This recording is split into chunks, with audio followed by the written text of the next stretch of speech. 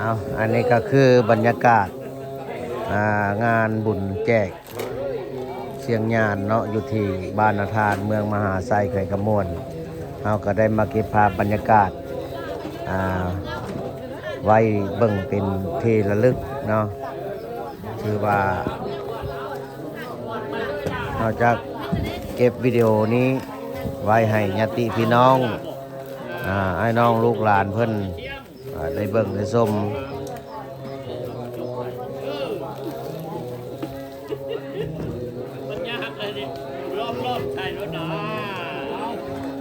ว่าบรรยากาศที่ว่าออกตนยันโยมหรือสาบานญาติพี่น้องเพิ่นมารอทางใส่บาตรกันหลายพี่น้องปุ๊บเต็มเลย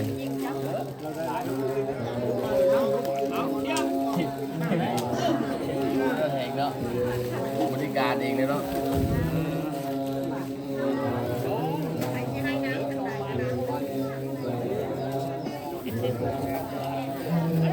แดดเนาะแดดเลื่อมหน้าเนาะ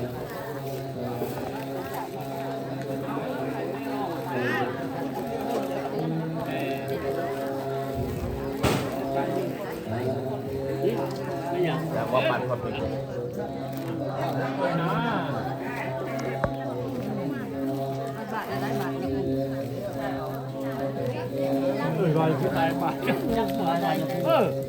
ตัวนี้น่ะปันอะไรก็ได้ก็โลดคือว่ามาใส่บาตรหลายคนกับรักได้บุญหลายเนาะก็ได้ทุกคนแล้วแม่นั่นก็ดีอยู่จะแคบในนั้นหลายมันกับมันมีทางแล้วไอ้ปอด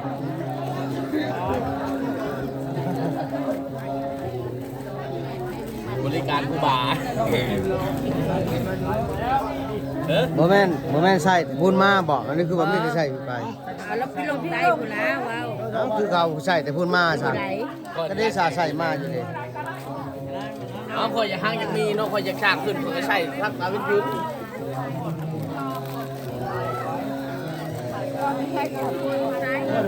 หรือว่าแล้ว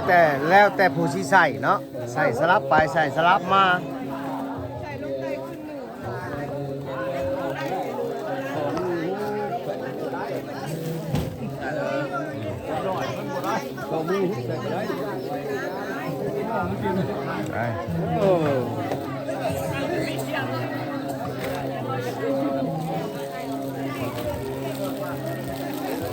ช่องเข้ามาเนาะ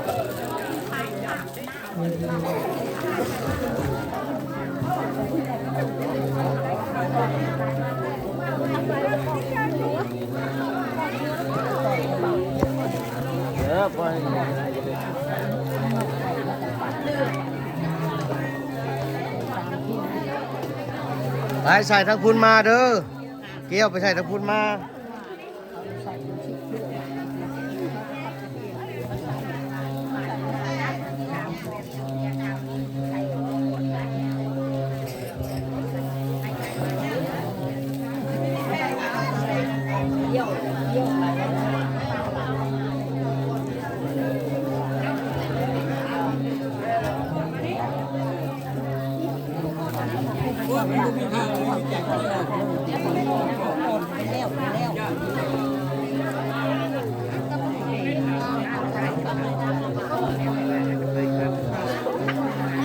เป็นลิกมาแล้วเป็นคนต้องไป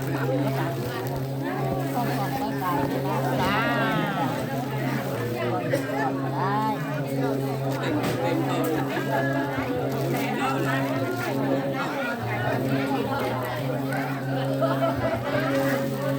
ขึ้นก็ได้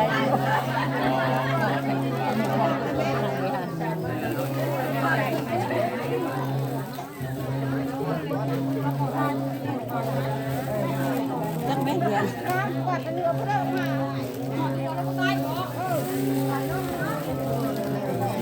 มีตะกอนนับได้อันนี้นะ นี่ก็ไอ้นุ่มของยาใหญ่เป็นมาจัดแจง ไอ้หนูใหญ่ใหญ่โคจัก เอาเครื่องออกจากบาทมาใส่เป่ามันเต็มมาเลยเด้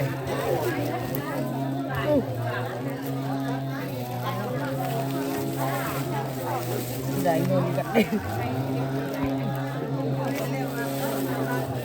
จ่ายไปเลยเนาะเฮ้ย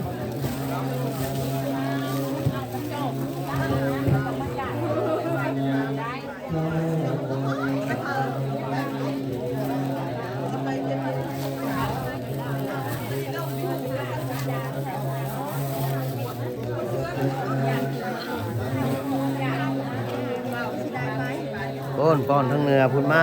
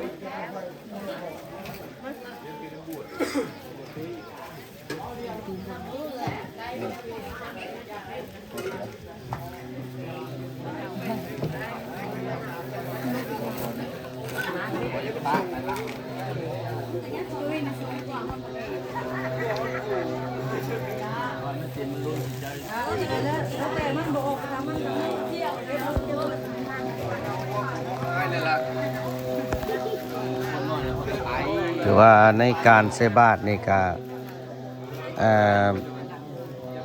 มีเฉพาะ2 องค์เนาะถือว่าเป็นการใส่บาตรนี่ก็ถือว่าตอนนี้ก็8 นาทีแล้วเนาะ8 นาทีแล้วก็ถือว่ากำลังจะหมดพูดคนที่ใส่บาตรก็ถือว่าอยู่ใน8 หรือ 10 นาทีเนาะก็คนก็อาจจะหลายอยู่หลายพอสมควร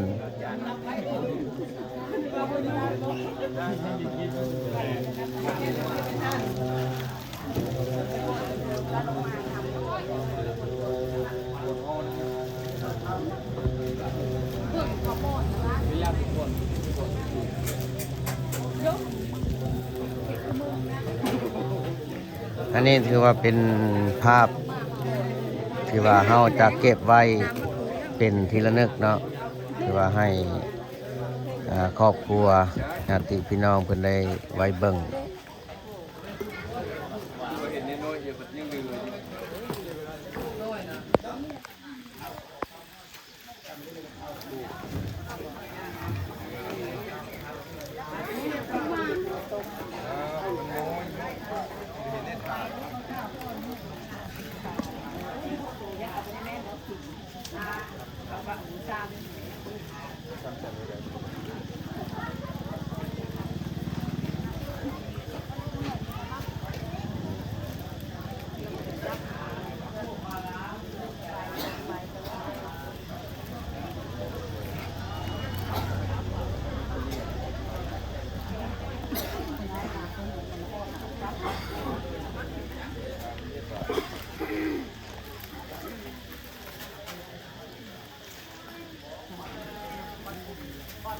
นี่แหละดังขึ้นแล้ว อันนี้จะแม่นญาติพี่น้องลูกหลานเนาะเพิ่นกำลังรอใส่สุดท้ายเพิ่นว่าถือว่าทางลูกหลานเพิ่นจะให้ใส่บัดสุดท้าย เดี๋ยวมันเดี๋ยว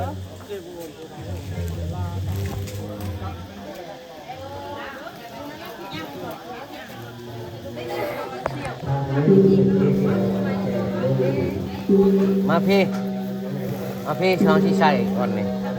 ก็ยืนเรียงแถวรถเลยนะถ่ายยังไงผู้นำหน้าบ้านเอามาในร้านนี้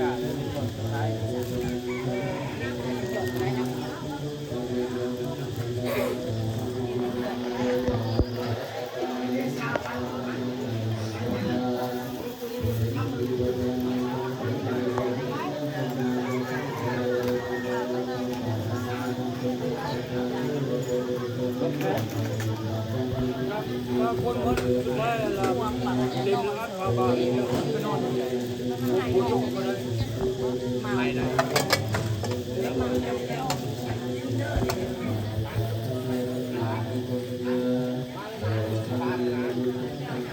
เว้นมันเส้นกบแดงผู้ชมก็ได้ผมเต็มเป็นปีอัน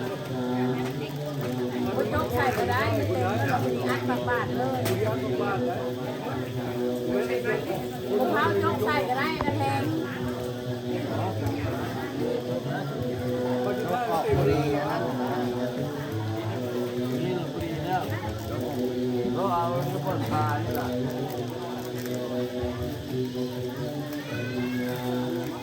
ได้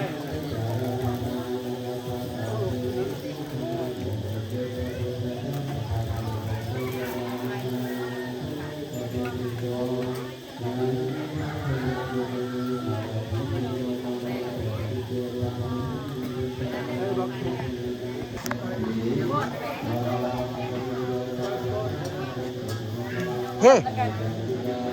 มันไปถ่ายซ้ำบัดเฮาถ่ายแล้วพอจังกด